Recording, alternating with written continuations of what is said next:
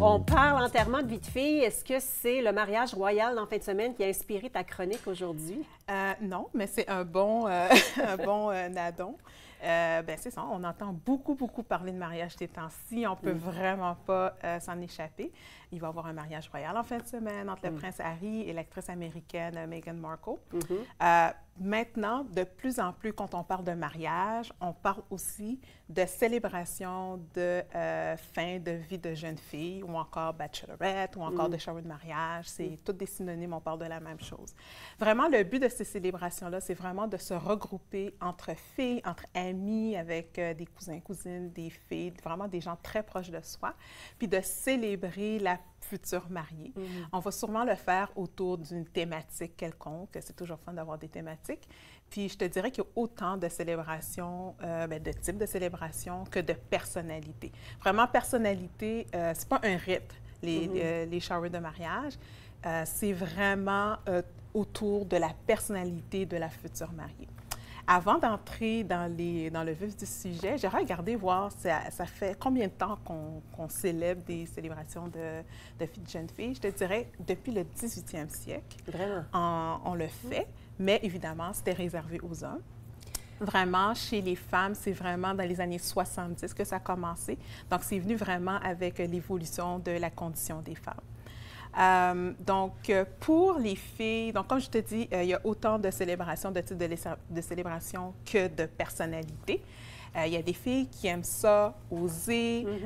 Sont des groupes de filles qui sont un petit peu plus comme audacieux. Ça va être un petit peu plus coquin.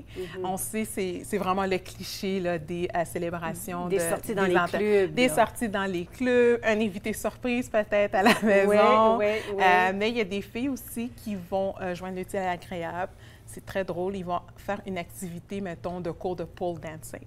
Donc, ça ajoute comme le côté coquin un peu. Puis, je suis sûre que c'est bien drôle parce qu'il n'y a personne qui sait faire du pole dancing. Donc, j'imagine. On va avoir des abdominaux aussi. Il faut être très fort. Hein? Absolument.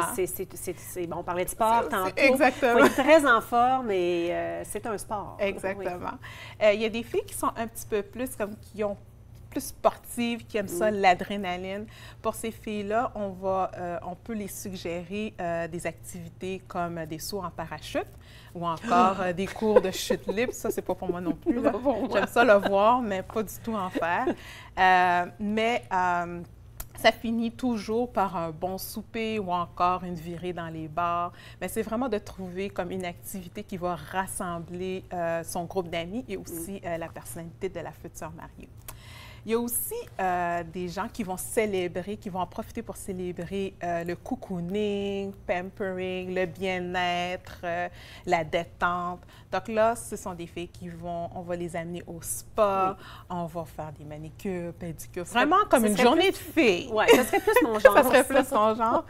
Puis, donc, c'est ça, c'est vraiment, on peut se gâter aussi, prendre des cours de cuisine spéciale, des pâtisseries aussi, faire des pâtisseries, des chocolats. Donc, c'est vraiment, la thématique, c'est vraiment le bien-être, se gâter, pas compter ses calories, vraiment avoir du plaisir en amis. Il y a le dernier, c'est plus pour les aventuriers. Moi, je te dirais que c'est plus pour moi. Donc, au lieu de fêter, de célébrer en une journée, les filles vont aller dans le sud pendant une semaine ou encore faire des week-ends dans des grandes villes comme Las Vegas, New York, Toronto, Montréal. Puis là, vraiment, c'est le fun parce qu'on peut vraiment faire de tout. On peut aller dans les bars, on peut aller faire du shopping. La bonne bouffe. Un spa, une journée de spa. Donc, moi, je préconise énormément ce genre de week-end-là parce que, tu le sais, on est tout le temps occupé. C'est vraiment rare qu'on se retrouve entre amis. Puis je trouve que ça donne aussi l'opportunité de se retrouver, de rattraper le temps perdu, de se remémorer le bon vieux temps, passer à travers les photos, les souvenirs. Puis au lieu de le faire en une journée, on le fait sur un week-end.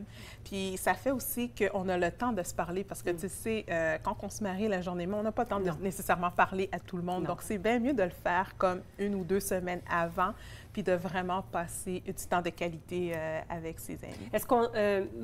la tendance, est-ce que c'est qu'on organise nous-mêmes, notre propre célébration d'enterrement de vie de jeune fille, ou est-ce que c'est quelqu'un qui le fait pour nous? Traditionnellement, ça va être la fille d'honneur qui va le faire, mais une très bonne amie, un groupe de très bons amis ou encore une sœur, c'est vraiment les gens proches qui vont l'organiser.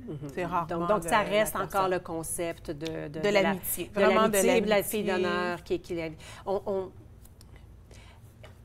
on invite jusqu'à combien de personnes pour que ça fonctionne? Parce que si on est un trop gros groupe, il y a probablement un risque que ça fasse... Ça se dénature un petit peu. Oui, exactement. Moi, je pense encore là, ça dépend de la personnalité des filles. Il y a des filles qui ont énormément d'amis, puis vont se retrouver, puis ça va très bien fonctionner de faire une activité.